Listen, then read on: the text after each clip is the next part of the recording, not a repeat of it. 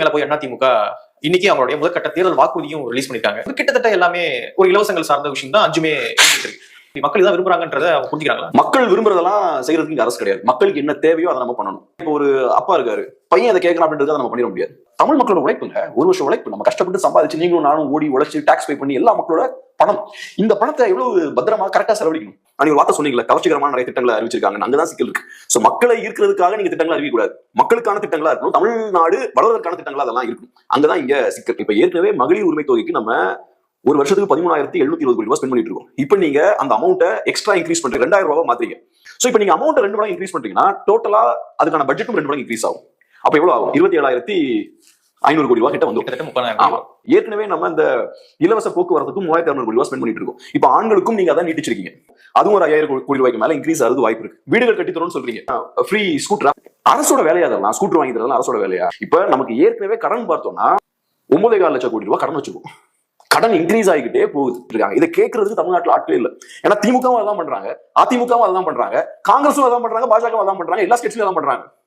So திமுக கூட இருக்கக்கூடிய கம்யூனிஸ்டுகள் கேட்க மாட்டாங்க, அதிமுக கூட கூடிய பிஎன்பி கூட கேட்க மாட்டாங்க, பாஜக கேட்க மாட்டாங்க. ஒட்டுமொத்தமா தமிழ்நாட்டோட தலைவர் மண்ணலி போட்டிருக்கீங்க. தமிழ்நாட்டை ஒரு பெரிய குழியில தள்ளிட்டு இருக்கீங்க. இதுக்கு எதிராக பேசின ஒரே தலைவர் சீமான் மட்டும் தான்.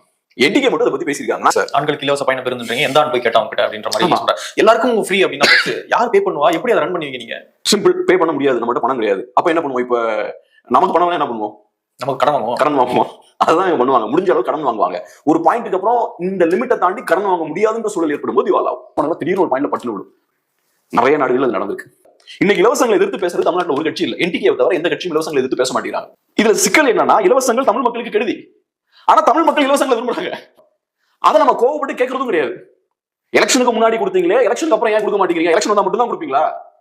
அப்ப நீங்க எங்களுக்காக கொடுக்கல, உங்களுக்காக தான் கொடுக்குறீங்க, உங்க தேவைக்கு கொடுக்குறீங்க பணம். இந்த கோபம் எதுவும் வரமாட்டேங்குது. ஃபர்ஸ்ட்லாம் வந்து எலெக்ஷன் வருது அப்படின்னா கொள்ளடிச்சு வச்ச காசை தூக்கி வந்து செலவு பண்ணுவோம். ஆனா இப்ப என்ன பண்றாங்க அப்படின்னா, கவர்மெண்ட் காசு எடுத்து அது லீகலாவே வந்து மக்கள்கிட்ட கொடுத்து செகண்ட் ஸ்டேஜ். இதெல்லாம் ரொம்ப அபத்தமா இருக்கு. சுத்தமா கஜானா காலி பண்ற வேலை. இன்னொரு பக்கம் ரோடு சரியில்லை, தண்ணி வரல, அது சரியில்லை, இது சரியில்லை அப்படின்னு புலம்புறதும் இருக்கு. ஏன் கொள்ளடிச்ச காசு நான் செலவழிக்கிறது ஒண்ணு, அரசோட பணத்தை ஏன் தேவைக்கு செலவழிப்பேன்? நான் நெக்ஸ்ட் பவருக்கு வரதுக்கு நான் ஏன் தேவைக்கு அரசோட பணத்தை செலவழிப்பேன். சோ இப்ப நம்ம பணத்தை நமக்கு யூஸ் பண்ணாம அரசியல்வாதிகள் அவங்க பவருக்கு வரதுக்கு யூஸ் பண்ணிட்டு இருக்காங்க. இது pure misuse of government funds. இதை எதிர்க்கிறதுக்கு நீங்க ஆட்கள் வேணும், ஒரு அரசியல் வேணும். 2,000 ரூபாய் கொடுக்கறதுக்கு எதுக்கு பெரிய ஒரு அரசு வேணும்? அதை நானும் நீங்களும் பண்ணலாம். என்கிட்ட பணம் கொடுத்தா நான் ஈஸியா பண்ணிடுவேன். அது கூட பெரிய புத்திசாலித்தனம் தேவையில்லை பணத்தை பிரிச்சு கொடுக்குறதுக்கு. ஒன்றும் இல்லை. இப்ப சாதாரண சாமான் எடுத்தீங்கன்னா ஒரு ஆட்டோ டிரைவர் கூட உட்காந்து 20 ரூபாய்க்கு அவங்க 30 சண்டை போடுவாங்க. தெரியுமா? அவ்வளவு கோவம் வருது உங்களுக்கு. 40 ரூபாய் கோவம் வருது. ஆனா இங்க 4,000 கோடி ரூபாய் என்ன ஆச்சுன்னு கேட்கறதுக்கு இங்க ஆட்கள் இல்லை. மக்களுக்கு அந்த கோவம் வர மாட்டேங்குது. இன்னைக்கு எனக்கு அது ரொம்ப வருத்தம். ஒரு பொலிட்டிக்கல் பார்ட்டி இதுக்கு எதிராக பேசுறது தமிழ்நாட்டில் இல்ல. என்டிகே மட்டும் அதை பத்தி பேசிட்டு இருக்காங்க. இலவசங்கள் தப்புன்ற ஸ்டாண்ட் என்டிகேக்கு மட்டும் தான் இருக்கு. இப்ப இது கரெக்டான ஸ்டாண்ட். ஆனா இதனால உங்களுக்கு பாதிப்பு தான் வரும் இந்த ஸ்டாண்டால.